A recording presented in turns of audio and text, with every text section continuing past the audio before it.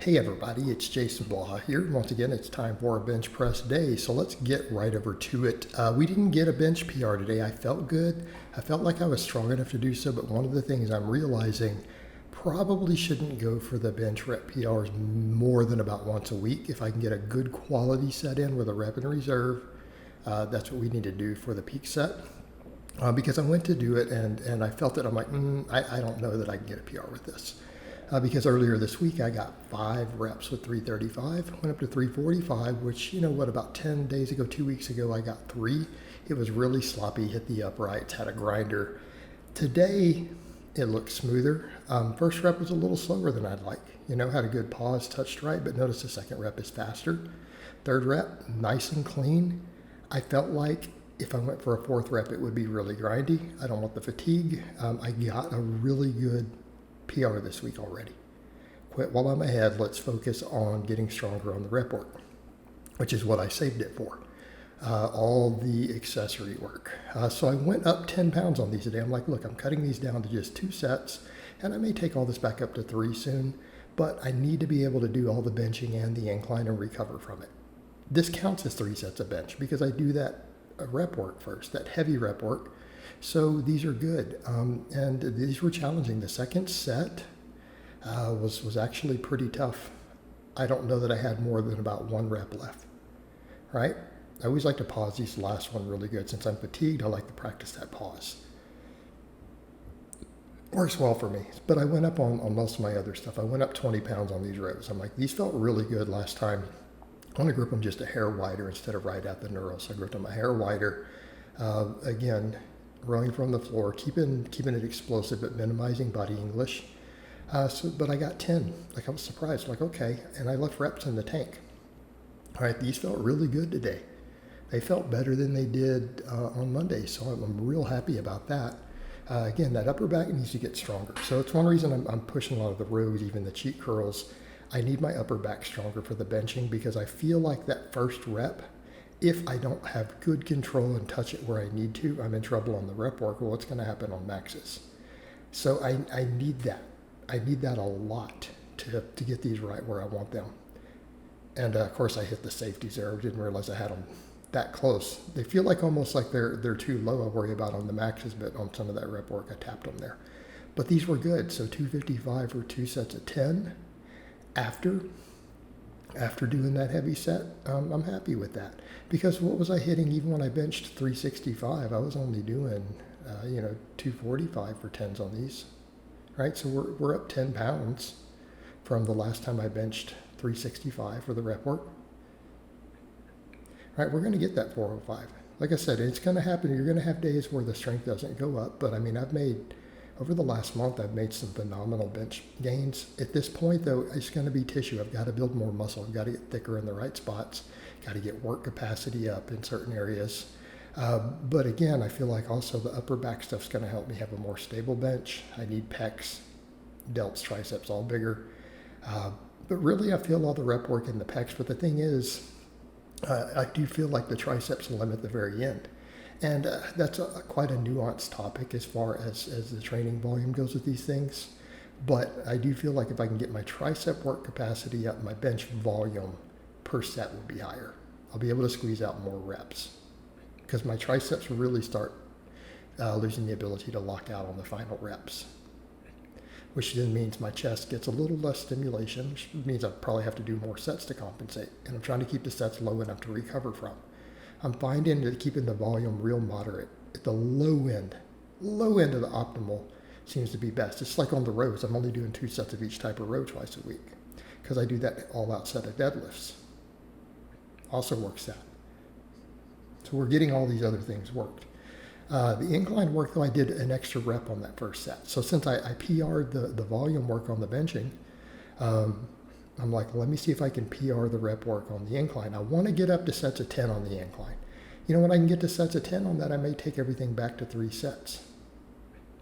Because I'm at a point where I'm like, do I really need to bench more than 225 for sets of 10 on this high incline? Probably not. It just needs to be volume near the end. Now, I could work on getting really strong on this stuff and hitting some maxes and low reps, but right now, I need to just get the ability to hit the volume. But I got 9 reps here, but I felt like I didn't quite lock the 9th when I dropped it into those hooks unlocked. It was enough where I could see I could clear the hooks, but when I felt it, it's like, I don't know that I got the full lockout. So then it's that tricep work capacity. Look at that, triceps failing me. So I need to keep doing that band work. I feel like the band work carries over, the extensions carry over too. But we hit that row PR, so I didn't go up on these today. I went up last time. I kept these at sets of 8 with a 115-pound dumbbell. It's 52 kilos for those doing metric. But after hitting the other PR, these felt good, right? Felt like I left a rep or 2 in the tank. Good quality work sets. But again, we got 2 different types of rows, a lot of weight, a lot of reps. My grip, my back, my biceps all grow from it. Of course, I decided the cheat curls were getting too easy. The power curls, let's call them power curls, because really they're power curls. That's what we're doing. Skullcrushers, though, these felt really easy today. I bumped the weight 5 pounds, and then I got 12. I'm like, I need to go up another 5. So I did. So we know my triceps are getting stronger, right? The Skullcrushers are getting easier, and these are strict Skullcrushers, right? I'm stopping these about 2 inches from my face, real close, getting that deep stretch in the long head. So these are really my main tricep builder. The other helps work capacity tendons. It does cause hypertrophy through the sheer volume, but be aware that it's not doing the main work. But these do beat your elbows up. You have to limit the volume. But they're getting stronger, and here's the thing today, because I've been doing all that band work, I noticed today, even though the weight went up, I felt nothing in the tendons. The tendons felt good. Good place to be in. All right, power curls, I went ahead and took these up. I went ahead and left the reds on instead of the blues from the rows. So it's really a 20-pound increase. They felt good for 10. I went ahead and did 12 on the second set. Again, don't need a whole lot of volume. If we start doing the math, that's still 6 sets for biceps. Both upper body workouts. We're in that 12, we're 10 plus, we're in that optimal sweet spot. Triceps are the only thing that really get tons of volume. Pecs, front delts, all that, they get about 5 twice a week. Right now, I was doing a little more, and I may need to take that back up. But the tricep volume is higher, because I feel like I need it right now. Because again, that work capacity, we start getting near the end of those sets, what happens? I struggle to lock them. Now on the bench maxing rep work, I stick in the middle, which is why the incline is so important. That's why I've got the incline a little heavier, and I'm trying to push that volume, the strength up on it. Although people could make the case 10s might be better. They're like, practice what you preach. But I am trying to get to sets of 10. And when I do that, I may just increase reps and volume from there with that 225. All right? But those cheat curls, they're feeling real good. Great grip training, because I feel like grip and upper body is what will limit my deadlift. That's going to give me a lot of deadlift carryover. I feel like, again, it's protective of the biceps. I've made some reels and stuff discussing those, why I do them the way I do them. Again, it's about protecting the bicep while still giving the bicep and the grips a ton of stimulation.